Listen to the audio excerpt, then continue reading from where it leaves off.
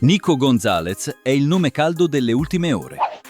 L'Atlético Madrid ha presentato una nuova offerta ufficiale alla Juventus, riaprendo i contatti che sembravano congelati. Il club spagnolo ha già l'accordo con il giocatore da giorni e lo considera la priorità assoluta per rinforzare la fascia. Secondo Fabrizio Romano, l'Atletico è disposto ad attendere fino all'ultimo minuto disponibile del calciomercato estivo. La Juventus, però, resta ferma. Chiede 30 milioni di euro o un prestito con obbligo di riscatto. La prima proposta dei colchoneros non ha convinto, ma la trattativa è viva e la nuova offerta è ora sul tavolo. Anche se Igor Tudor ha espresso pubblicamente la sua stima per Nico, la sua posizione non è sufficiente a bloccare l'operazione. Nico è considerato in uscita e i dirigenti bianconeri sono pronti a cederlo alle loro condizioni. Fonti vicine alla Juve parlano anche di 2 club stranieri che si sono fatti avanti, ma è l'Atletico a essere in pole position. La Juventus insiste su una formula che dia garanzie economiche concrete per il riscatto. Il destino di Edon Zegrova è direttamente legato alla cessione di Nico González. Il giocatore kosovaro del Lille è il prescelto per sostituire l'argentino. L'accordo con Zegrova è praticamente chiuso, ma la Juventus non procederà finché Nico non saluterà. Zegrova ha manifestato la volontà di lasciare la Ligue 1. È in scadenza nel 2026, ma non è stato nemmeno convocato per l'ultima partita ufficiale.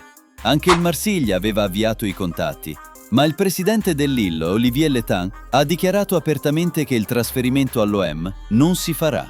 Letain ha dato la sua parola al giocatore. Se arriva una buona offerta non lo bloccherà. Secondo Alfredo Pedullà, i rapporti tra Comolli, DG della Juve, e Letain sono ottimi e potrebbero facilitare l'operazione.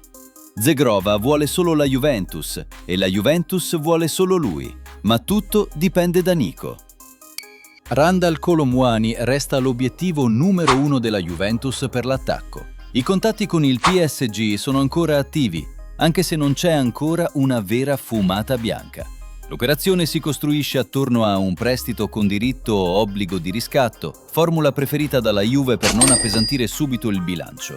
Il tempo però è un nemico e il rischio di arrivare troppo tardi è reale. Pedullà parla di ore calde e sottolinea come il giocatore abbia mostrato fedeltà e voglia di vestire il bianconero.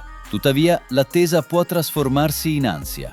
Tudor vuole rinforzi ora e la dirigenza sta facendo di tutto per sbloccare l'affare. Il PSG riflette. La Juventus insiste. La priorità resta Kolo Muani, ma ogni ora è più pesante. In caso di fumata nera per Kolo Muani, la Juventus tiene d'occhio Loïs Openda dell'Ipsia.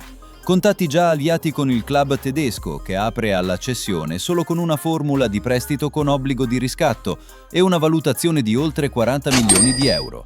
Sky Sport conferma l'interesse concreto della Juventus, ma la concorrenza è agguerrita.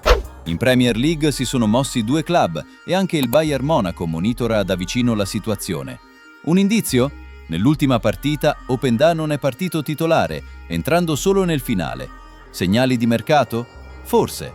Ma per ora la Juventus non affonda, tenendo Openda come seconda opzione.